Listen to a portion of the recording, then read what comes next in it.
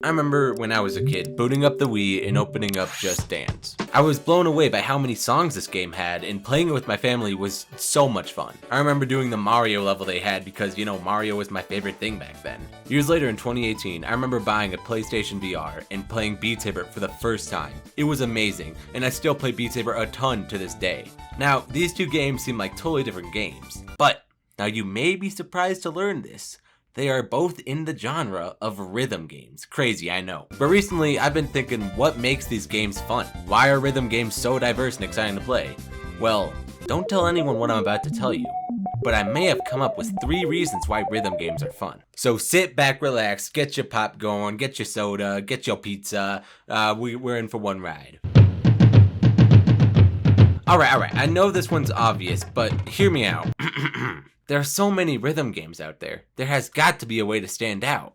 That is a quote from the creator of DDR. Maybe. DDR was one of the first rhythm games to go, let's just make someone's body part hurt really bad until they lose. But that's what made it stand out. You used your feet to touch the floor pad they had in timing with the music. And this idea drew people in and made one of the most popular rhythm games ever. Beat Saber makes you swing your arms up and down looking like you're drowning, but it's fun. Guitar Hero, you use a guitar. Do I need to say more?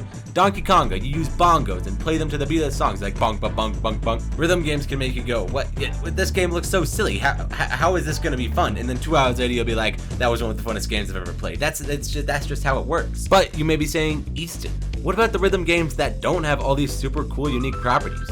Well, that's where point 2 comes in.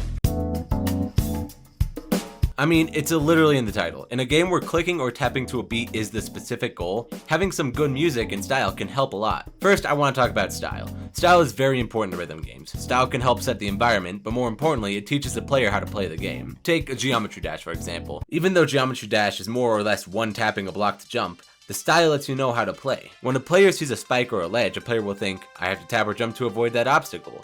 It lets them know that in order to play to the rhythm, they have to tap in a timely manner to avoid the obstacles. Same goes for games like Osu and Rhythm Heaven. Osu demonstrates to a player that they have to move the mouse by displaying circles on screens and makes them smaller to let them know that the gap to tap to the beat is closing. Rhythm Heaven has so many games, but you slowly start to learn through experience on when you should press the button in those games. Then there's the music, and Rhythm games 99% of the time have some of the best video game music in video games. I say 99% because, a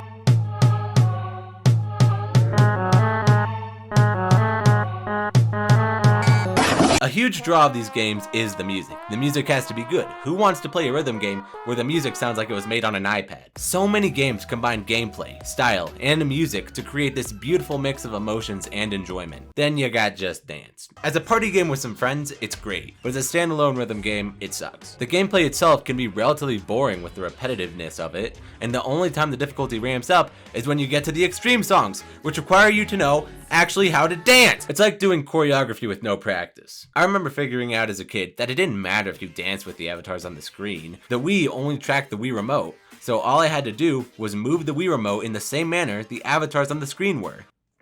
That was a sad day. Music and style can also set specific moods in different levels. Some levels use calm music and slow-moving environments to demonstrate calmness and joy, and other levels makes you want to die. This segues into our next and final third point. Rhythm games have something unique in the fact that it can be kind of like learning an instrument. You start off with an easy song, Old MacDonald, Twinkle Twinkle Little Star. Then after you master those songs, you think, I can try something harder. And you will slowly progress to going crazy in these songs. I think that's one of the biggest pulls of rhythm games, the progress. Slowly getting better at the game until you can beat levels that may have seemed insane before. And that's where I think a lot of the fun lies in rhythm games. Watching yourself get better and seeing that improvement can be really motivating overall.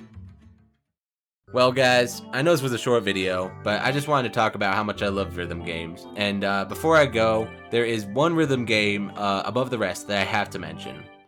Star Wars Connect, baby. Oh, the music. Oh my gosh, the awkward dancing Han Solo. Oh, the janky controls. Oh my gosh, you cannot beat this game.